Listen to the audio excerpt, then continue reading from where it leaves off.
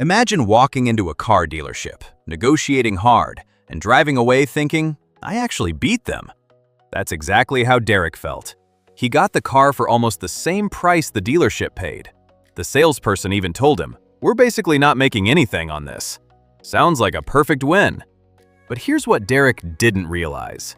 The dealership still made thousands from that same deal, and he never saw where it came from.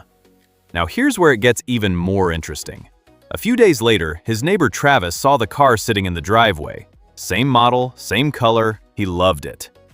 That weekend, he went to the exact same dealership and bought the exact same car. But Travis paid $2,400 more. Same car, same place, same time. So what changed? Not the car, not the dealership. It was the approach. Derek didn't rush his decision. He had been planning this purchase for months. He did what most people believe is enough. He researched. He checked pricing reports, looked up the invoice price, and walked in with confidence. The listed price of the car was $32,250. The invoice price, the amount the dealership supposedly paid, was $29,900. After going back and forth for over an hour, Derek managed to bring the price down to $29,950, just $50 above invoice. At that moment, his brain gave him a reward, that feeling of, I won this deal.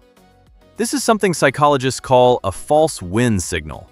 When you work hard for a discount, your brain assumes you've reached the best possible outcome, even if you're only seeing part of the picture. Because that price is only the surface. Think of it like an iceberg. The number you negotiate is the small piece above water. The real structure, the part that actually matters, is hidden underneath. The invoice price itself isn't even the dealership's true cost. Behind the scenes, there are financial arrangements that reduce what they actually pay. These can include manufacturer support, performance-based bonuses, and inventory incentives. So even if you buy at cost, they can still be making money. But here's the key point. Even all of that is not where the biggest profit comes from. The real shift happens after you think the deal is already finished. You shake hands, you feel relief, the hard part is over. And then they say, let's just complete the paperwork. You're guided into a smaller office, quieter, less pressure.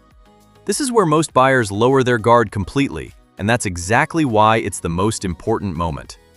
Because now your brain is tired. You've already made dozens of decisions. This is called decision fatigue, when mental exhaustion makes you more likely to agree quickly just to finish. Inside this room, you're presented with options, payment plans, protection packages, add-ons. Each one is explained in a way that feels reasonable. Small increases, small decisions. But they're not random. They're carefully designed to tap into your psychology.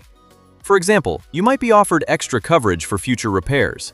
It sounds responsible, but what's actually happening is something called loss aversion. You're more motivated to avoid a potential future loss than to save money today, so you say yes, even if the value isn't clear. Then come smaller add-ons, things that feel minor, easy to accept because compared to the price of the car, they seem insignificant. But small decisions stack, and that's where the total cost quietly increases. On top of that, there are administrative charges, fees for processing documents, handling registration, and completing paperwork. Each one feels justified on its own, but together they add up more than most people expect. By the time everything is done, the dealership has built profit not just from the car, but from the entire experience around it. Now let's go back to Travis. When he walked in, he confidently said, "I'm paying up front. Just give me your best price." It sounds strong and direct, but here's how the dealership interprets that. This buyer is removing future earning opportunities from the deal, so they adjust immediately. They become less flexible on price, because from their perspective, if they can't earn later, they need to earn now. That's why Travis paid $2,400 more for the exact same car. This flips a common belief most people have. We're taught that paying up front gives us more control, and in many situations that's true, but here the structure is different. The seller's flexibility depends on the total value they expect from you, not just the initial payment. So the smarter approach is not about revealing everything at the start. It's about controlling the flow of information. Focus first on negotiating the total price of the car. Take your time there. That's where the biggest visible difference happens. Then, when additional options are presented, slow down again. Ask questions, understand what you're agreeing to. And most importantly, don't let the feeling of, "I'm done," rush your decisions. Because the moment you think the deal is finished, that's when the most important decisions actually begin. And this is where most people make the same mistake again. They think awareness alone is enough. They believe that just knowing these tricks will automatically protect them. But in reality, awareness without action changes nothing. Because in that moment, when you're sitting in that chair, tired, slightly excited, maybe even a little overwhelmed, your brain starts searching for the fastest way to finish. That's just human nature. We crave closure. We want to wrap things up and move on. And that's exactly what the system quietly relies on. So instead of depending on willpower, you need a simple mental rule. Treat the entire buying process as one single decision, not a series of small, separate ones. The price, the extras, the fees, the paperwork, it's all one package. Because the seller doesn't earn from just one piece, they earn from how everything adds up. And the moment you separate those decisions in your mind, you lose sight of the total. A simple way to understand this is to compare it to ordering food at a restaurant.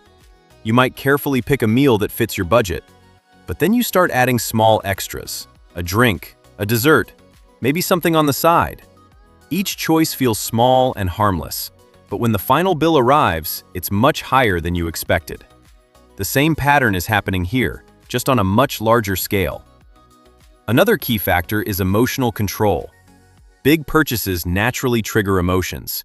There's excitement, anticipation, even a sense of achievement. You start imagining yourself using the car, showing it to others, enjoying that feeling of moving forward. And there's nothing wrong with that. But those emotions can quietly influence your decisions. They make you more flexible, more agreeable, and more likely to justify extra costs. This is often called emotional anchoring. Once your mind locks onto the idea of owning something, it begins adjusting your thinking to make that outcome happen. Instead of evaluating things clearly, you start rationalizing. That's why it becomes so important to pause, even briefly, before making final decisions. If something isn't clear, ask. If something feels rushed, slow it down. There's no reward for finishing quickly, but there can definitely be a cost. Another powerful strategy is to set boundaries before you even begin. Decide in advance what you're comfortable with and what you're not. For example, you might decide that you won't agree to any optional add-ons unless you fully understand them and truly need them. Or that you won't accept any unclear fees without a clear explanation. These small decisions act like guardrails. They protect you when your focus starts to fade. It's also important to remember that you always have the option to walk away. Many people forget this in the moment. The environment is designed to feel final, like everything is already decided. But nothing is final until you agree. Walking away doesn't mean you failed. Sometimes it's the smartest move you can make. Focus on clarity. Make sure every part of the deal makes sense to you. Avoid decisions driven by pressure, confusion, or urgency. The more transparent the process is, the better your decisions will be. So take your time. Ask until you understand. And if something doesn't feel right, step back and reassess. Because in the end, the goal isn't just to complete the transaction. The goal is to complete it in a way that is thoughtful, balanced, and fully understood. And once you start thinking this way, something shifts. You stop chasing the feeling of winning a deal and instead focus on making a smart decision. And those two things are not always the same. The real win isn't getting a small discount. The real win is understanding the system well enough that it doesn't take advantage of you.